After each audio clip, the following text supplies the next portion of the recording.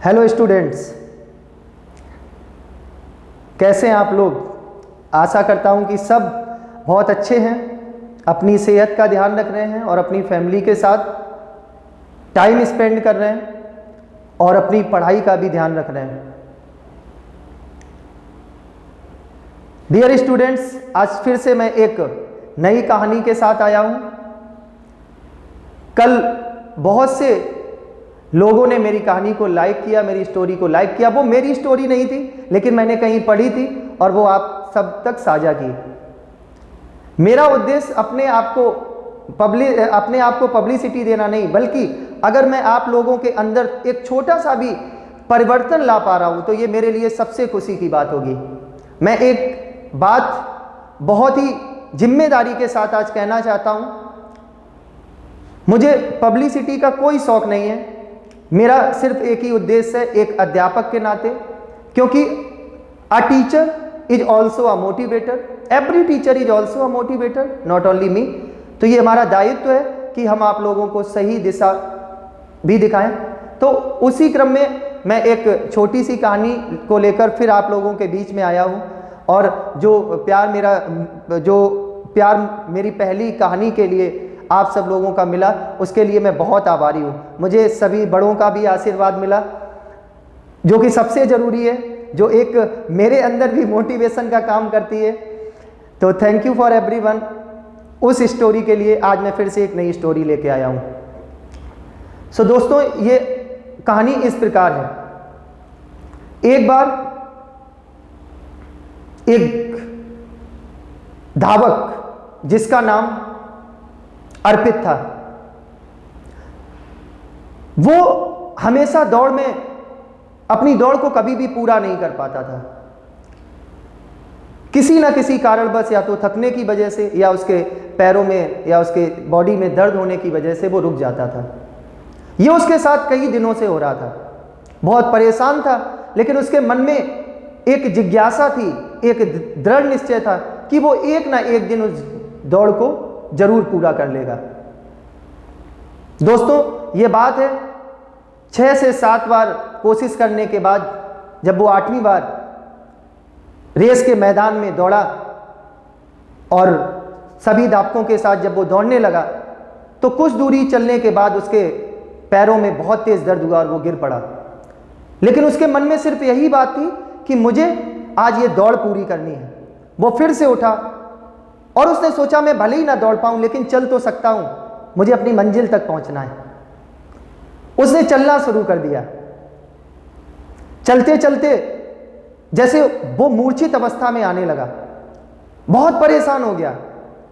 लेकिन उसके मन में जो दृढ़ निश्चय था, वो सिर्फ यही कह रहा था कि मुझे आज अपनी दौड़ पूरी करनी है। वो फिर से उठा और धीमे धीमे चलना शुरू कर दिया और अपनी दौड़ को पूरा किया। लेकिन वह हार गया। लेकिन वो खुश था, बहुत खुश था, क्योंकि आज उसने पहली बार अपनी जिंदगी में दौड़ पूरी की थी। उसकी उस खुशी को सिर्फ वही समझ सकता था। और उसने सोचा कि आज मैं भले ही हार गया, लेकिन मैंने दौड़ अपनी पूरी कर ली। दोस्तों, में इस कहानी से क्या शिक्षा मिलती है? हमारे लिए जरूरी नहीं है कि हम 1 बार में, 2 बार में, 3 बार में सफल हो जाएं, लेकिन हमें हताश होकर चलना या अपने लक्ष्य को पूरा करने के लिए चलना बंद नहीं करना है, काम करना बंद नहीं करना है। हम भले ही उस लड़के की तरह तेज दौड़ ना पाए, लेकिन चल तो सकते हैं, और जो चलता है वही जीतता है। तो इस कहानी से हमें यही शिक्षा मिलती है।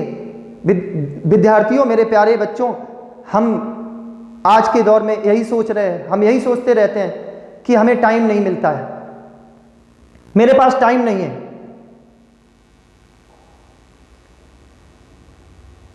कोई बात नहीं, आपके पास आप 10 घंटे की, आप एक IAS बनने के लिए आपको 10 घंटे की आवश्यकता है, लेकिन आपके पास सिर्फ 5 घंटे का समय है।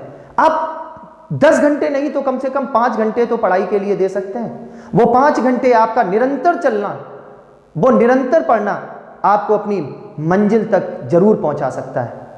तो कभी भी हताश मत होइए, अपनी जिंदगी में प्रयास करना मत छोड़िए, क्योंकि वो हर व्यक्ति जो प्रयास करता है वो अपनी मंजिल को जरूर पाता है। और ये सफलता सिर्फ एक दिन से नहीं आती है, सिर्फ एक दिन की मेहनत से नहीं आती है। ये उस बरसों की मेहनत होती है जिसमें हमने अपने पसीने से, अपनी मेहनत से, अपनी लगन से, अपने धैर्य से उस सफलता की सीढ़ी पर पहुंचते हैं। आप किसी भी व्यक्ति को उठा के देख लीजिए, आप उसके बारे में पढ़िए तो आपको जरूर मिलेगा कि उस व्यक्ति की सफलता के पीछे बरसों की मेहनत है, सालों सालों की मेहनत है, उसके बाद वह सफल हुआ है। तो दोस्तों, हमें, मेरे प्यारे बच्चों, हमें कभी भी ये बहाना नहीं बनाना है कि हमें समय नहीं मिलता है। जितना समय मिलता है उतना समय अपनी पढ़ाई के लिए दीजिए, अपने भविष्य को निखारने के लिए दीजिए, अपने भविष्य को संवारने के लिए दीजिए। देखिए, आप जीवन में एक दिन जरूर सफल व्यक्ति बनेंगे, उस धावक की तरह जो हारने के बाद भी आज जीत गया था। वो भले ही दौड़ में हार गया, लेकिन आज वो जीत गया था क्योंकि उसने अपनी दौड़ पूरी कर ली थी। तो इसी कहानी के साथ मैं अपनी इस कहानी को भी विराम देता हूं और आशा करता हूं कि आप लोगों को ये कहानी जरूर अच्छी लगेगी और अपने जीवन में इस कहानी को जरूर उतारेंगे। धन्यवाद।